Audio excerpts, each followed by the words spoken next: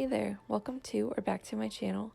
I'm super excited to share this log cabin project I've been working on because it has taken up quite a little bit of my time. I think this saves about it like 19 hours or so. But just recently I decided to go through and delete all of my mods, start fresh, try to gain a new perspective on like my load order, how everything works, what conflicts I was having, and really just get a couple things, especially like conquests, to start working. I've always consistently had way too many conflicts to ever get conquests to function, but I finally got it to work.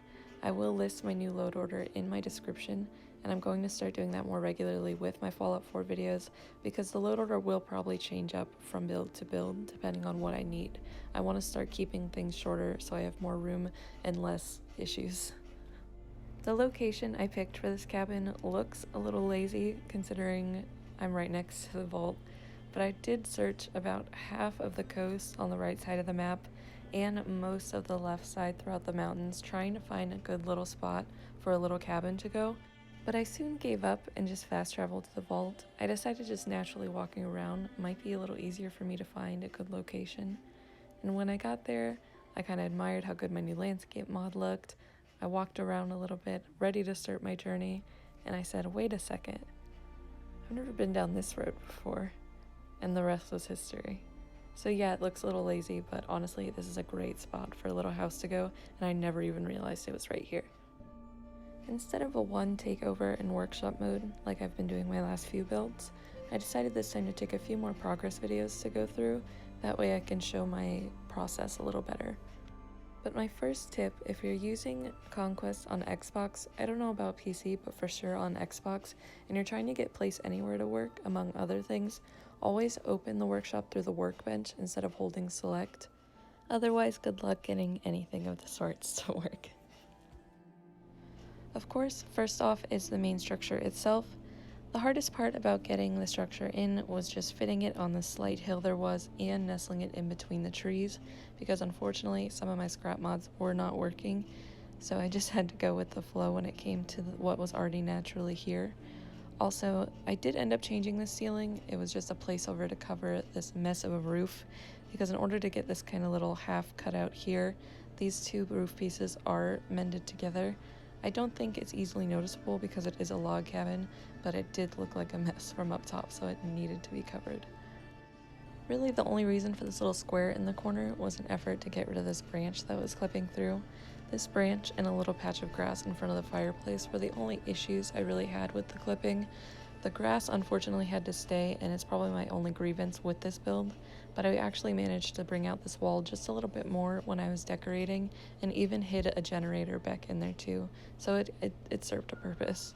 The next part of the structure to worry about was the windows. The windows that came with the cabin mod I had were just not the best.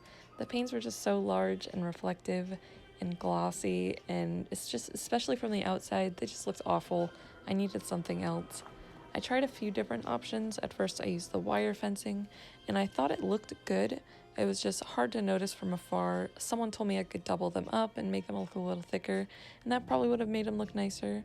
But once I tried using the greenhouse walls and just squeezed them in there and they just fit just right, I knew those were the ones and I didn't have to try anything else. There probably were a couple other options in like Snappy Housekit and other mods like that I could have used, but I just think these were like almost the perfect fit. Decorating the inside went pretty smoothly. This is also where I changed the ceilings just to make them look a little more natural. The red ones were throwing everything off a little bit. As you can see, I wasn't going for too lore-friendly of a look, just kind of a cozy cabin that even I would love to live in, but I still wanted to give it that kind of messy, post-apocalyptic Fallout vibe, and I'm super happy with how it came out. I didn't make any major changes to the landscape outside, just added a few trees and bushes and things to make the cabin fit into its environment a little bit better. I did add a bunch of little glowing fungus around though. I love the natural light they give off, and they end up going in most of my builds. After finishing most of the decorating outside, the only other thing I wanted to add was some SOE lighting effects. I highly recommend using them, and I've used them in past builds, and I think they make everything look so good, and it's such a nice touch to your builds. But I've learned from past mistakes, cough cough Hangman's Alley build, cough cough, that you should wait till the end of your build to put them in, especially on Xbox when things can conflict a lot easier and they take up a lot of room and can cause crashes really easily. So just wait till the end, because if you've already overcluttered your settlement, you really don't need all that extra light source on top of it. But if you have the room, definitely use it. It makes a huge difference. Well, that is just about it for me for this video. I hope you enjoyed and stick around for the silent tour. If you have any other questions or anything, let me know down in the comments. I'm going to start trying to post around every other week or so your feedback really helps for these videos to come. Also, be sure to like and subscribe if you want to see more. Thank you so much for watching and your time, and I hope to see you again in the next one.